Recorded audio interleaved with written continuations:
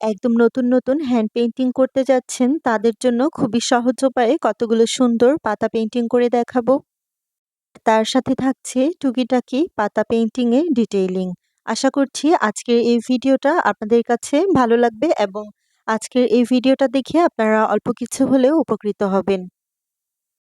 Already প্রথম পাতাটা painting করা স্টার্ট করে দিয়েছি আর এই জন্য ডিপ গ্রিন কালার নিয়েছি। এটা হচ্ছে রেডি অ্যাক্রামিন কালার। আর এই যে দেখতেই পাচ্ছেন ফ্ল্যাট একটা ব্রাশ নিয়েছি 4 সাইজের, এটা দিয়েই পাতাটা খুব সহজ উপায়ে পেইন্টিং করে ফেললাম।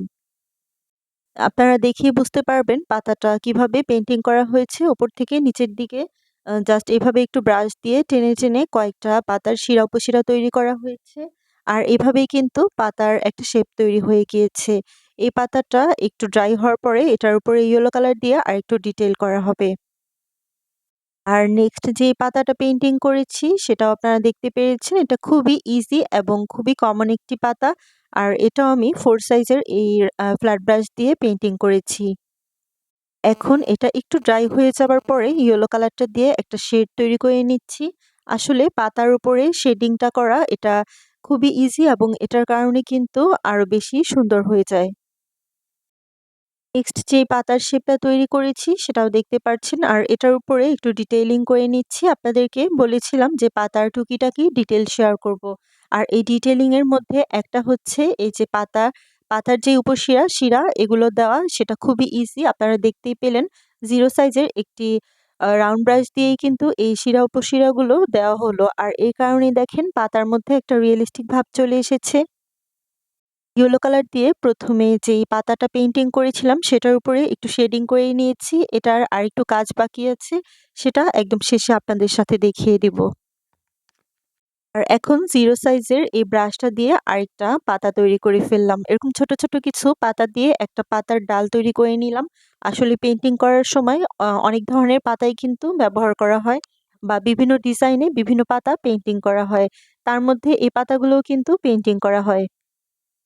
এখন ব্ল্যাক কালারটা দিয়ে পাতার উপরে শিরা দিয়ে নিয়েছি। আর এই যে দেখতেই পাচ্ছেন প্রথম যে পাতাটা করেছিলাম সেটার সাইডে একটু এভাবে আন্ডারলাইন করে দিচ্ছি। এতে করে কিন্তু পাতাটা একটু সুন্দরভাবে ফুটে উঠেছে।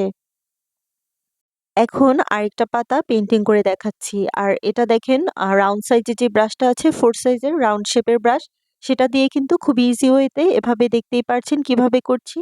আসলে এটা ডিটেইলে বলার কিছুই নেই। আপনাদের জাস্ট একটু দেখতে হবে যে ব্রাশটা কোন টেকনিকে পেইন্টিং করা হচ্ছে আর একটা পাতা তৈরি হয়ে যাচ্ছে। আশা করছি আপনারা ডিজাইনটা দেখেই বুঝতে পেরেছেন।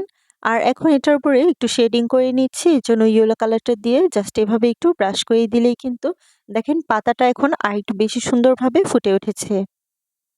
তবে আপনারা চাইলে প্রথমে যে ডিপ গ্রিন কালারটা সেটা দিয়েও কিন্তু করে রাখতে পারেন।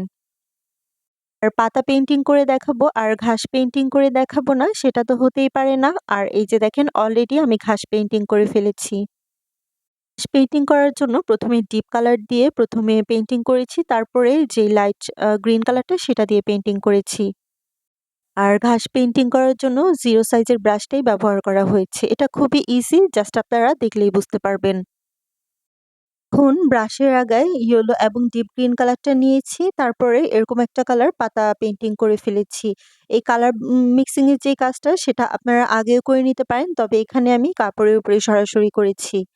আর এখন দেখেন ডিপ যে গ্রিন কালার সেটা দিয়ে উপশিরা দিয়ে নিয়েছি। আর এখন আরেকটা পাতাও পেইন্টিং করে দেখাচ্ছি।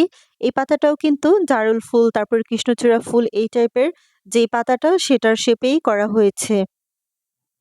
পেইন্টিং করতে গেলে অনেক ধরনের পাতাই পেইন্টিং করা হয়, তাই আপনাদেরকে ছোট করে সহজ উপায়ে অনেকগুলো পাতা পেইন্টিং করে দেখালাম। যারা একদম নতুন হ্যান্ড পেইন্টিং করতে যাচ্ছেন তাদের জন্য আজকের এই ভিডিওটা আশা করছি অনেকটা হেল্পফুল হবে। আর আপনাদের কাছে ভিডিওটা ভালো লেগে থাকলে সবার সাথে শেয়ার করে দিবেন। আল্লাহ হাফেজ।